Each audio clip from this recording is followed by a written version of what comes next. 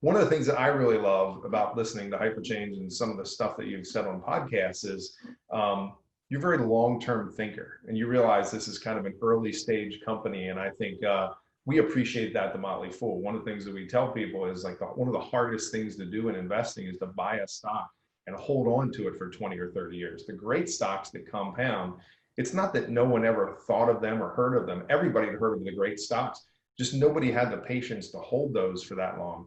Yet Tesla is one of those stocks where it's really volatile. So we can kind of see the movement. So over 1,000, you had piece of information you put out about that recently where the stock went over 1,000.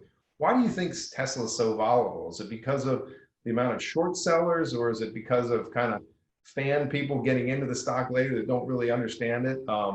We don't think the valuation moves so much in a couple months, but yet the value of the business, but yet the stock does. What do you think drives it? Yeah, Tesla, I would say, is like the Kim Kardashian of the investing world. It's, pretty crazy. Everyone's speculating, everyone's talking about it. I think the news cycle is a lot of the volatility, and just in general, the way we live in like this sort of Twitter clickbait, the internet is a way faster way to distribute news than ever before. And I think people aren't appreciating that's impact on the financial markets. I think that's part of it. Tesla's the it stock of the moment. But the way I think about it is like the intrinsic value of the company, is going up like this steadily and slowly, yet the stock price is going like this. And so to me, the volatility is, if it's way lower than that intrinsic value, then it's time to make a move. But so that's kind of the way I think about all my stocks is like, how much did the business get better? Tesla stock's up 8%. Is the business really worth 8% more than it was yesterday? Probably not, and the same when it goes down. Yeah. And Buffett has famously talked about Mr. Market, and sometimes he gets pretty manic, right? So there's kind of big swings in that, but the value of the business doesn't change nearly as quickly. Okay. Yeah, so going back to the short sellers, they've kind of been, consistently wrong, especially in the long term about this stock. So what do you think the biggest thing that bears specifically either get wrong about Tesla or Elon Musk? I think it's a system of the broader, way we teach finance and stocks and investing in business school of just kind of put a company into the box. What's the PE ratio? What's the cash flow? And they just can't really understand these new disruptive companies that have different business models and sort of think outside the box about growth that's not on the spreadsheet. Tesla has the semi truck coming up, autonomous cars. These are something that like are new product lines that are really hard to model, that they're not selling today, that aren't in the spreadsheet. So if you're not thinking about what they're going to come out next and not really thinking about this as sort of like a VC kind of startup company that's not at maturity, the whole way the financial system and analysis works is you're analyzing a company as if it were at maturity. And so everybody's trying to analyze Tesla. Oh, it's at maturity, but they're losing 300 million, overlooking the fact that 300 million in CapEx is going to drive 2 billion in high margin, 25% margin revenue. They're going to get 500 million in gross profit. That's an amazing ROI. And, that's why I think the stock has finally soared, is they reached that inflection of all these investments paid off, and they really cross the chasm of startup mode to actually becoming a more mature and starting to be profitable company. And that's when the market woke up and was like, wow, this is a real deal. Yeah. It's like we like to say at the Motley Fool that you have intangibles that aren't on the balance sheet, but are hugely valuable. One of those you kind of mentioned is brand. Like the Tesla car drives down the street, you can instantaneously recognize it. And the value of that brand has certainly grown, as you said, the intrinsic value the company has.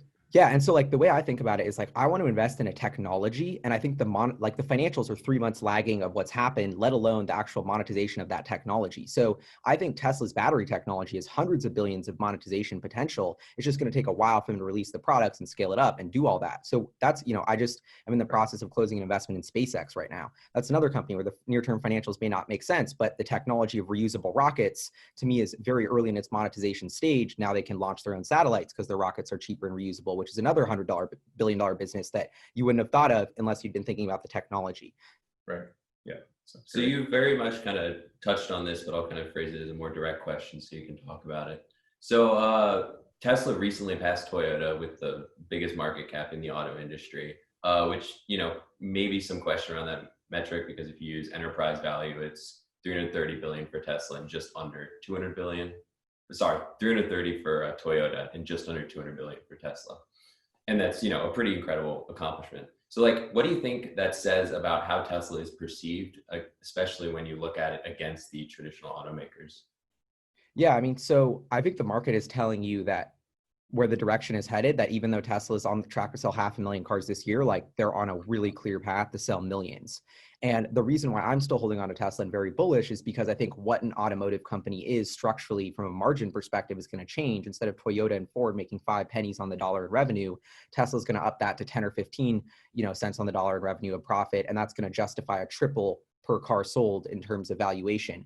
And that's just one layer of it. But I think even taking a step back, just like Toyota, if you're pricing in a PE of 10, that's 10 years of earnings. So when you think even a PE of 10 is 10 years out, when I think 10 years out, I'm thinking if you're not a leader in electric, you're probably screwed. And that's why the PE, I think, of every automaker is falling. And that's why we have such a discrepancy. Like, why is Tesla trading at, 4 times sales, but these other companies at 0.4 times sales? Well, I think it's because the market's saying these sales are a crappier product that's not worth as much, and Teslas are growing way faster. And it's, one of my favorite business school professors, like the PE is 4, don't buy, ask why. And so I think that's the layer of analysis that's needed there.